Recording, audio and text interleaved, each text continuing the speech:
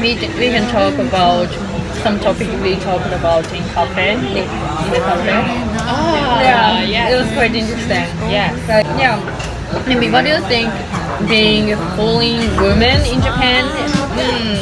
I think the expectations for women are just a lot stronger here. Like, Maybe in the society, expectation is quite low than they show to men.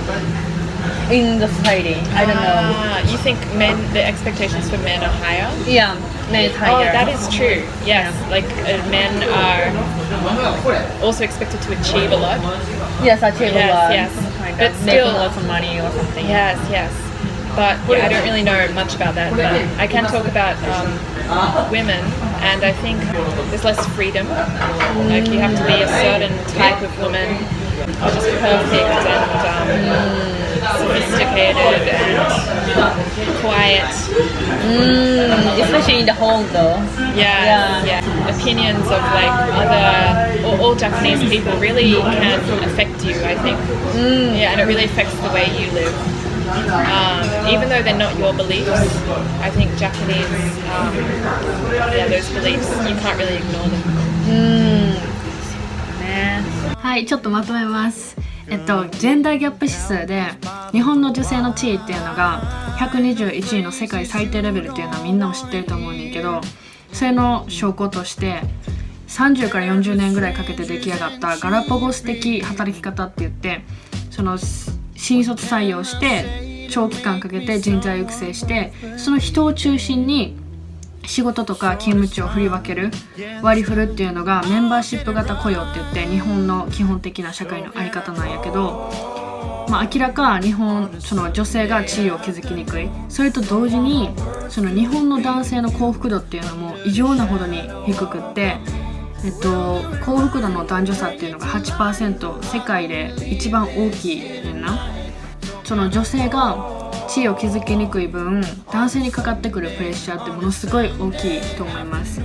それで欧米ではこれとは逆にジョブ型雇用って言って、勤務地とか仕事を中心に人を振り分けるあり方だから、その人自身がその人にしかできない仕事とか、その人にしか入れない場所とか地位を築きやすい社会になってます。まだまだ政治分野とか経済分野で女性の権利とか意見が尊重されない社会やけど、それらを尊重していくことは男性の幸福度を上げることにもつながってるんだなって思いました。ここでのイザベラの発言っていうのは、女性として日本にいてみて滞在してみて、日本の社会と欧米の社会を比べられる立場にあるからこその意見だし、そこに感じるものがあってこその発言だと思います。Yeah, majority of Japanese people think Western women is more stronger than Japanese girls. So why do you think it is necessary to be strong, or they can be strong enough to, they are strong only because it's necessary to being strong in society, or they can be strong? I think both. I think you can't really separate them. I think both. But maybe more that they can be strong. But they can be strong because society, you can't really find a beginning to it. Yeah, right. Yeah, as we talked, when government decides some system, they have to care about outside the cycle. Yeah. Definitely. Yeah, so I think that also applies to, like the expectations of like men and women.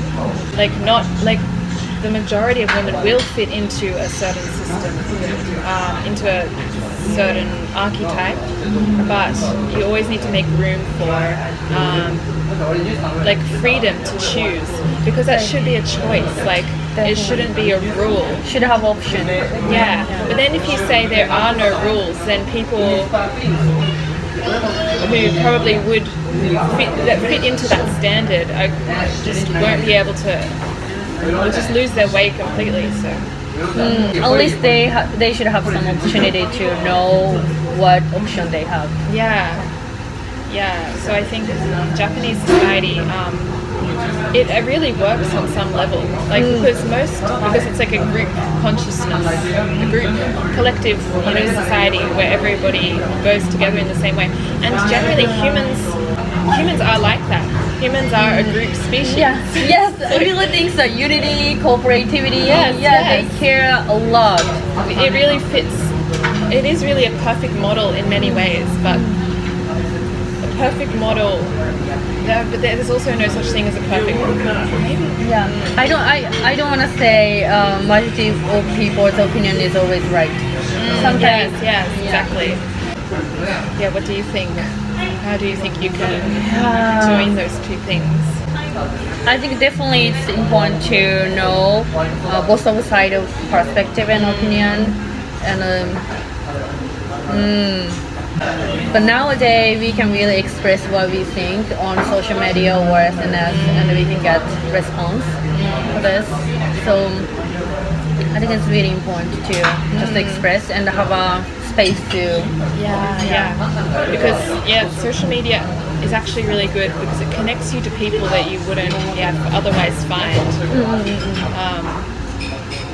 Right, but also it's really dangerous because we can see only you can only see your bubble. Yes, You live only in a see our bubble, bubble. yeah. Right.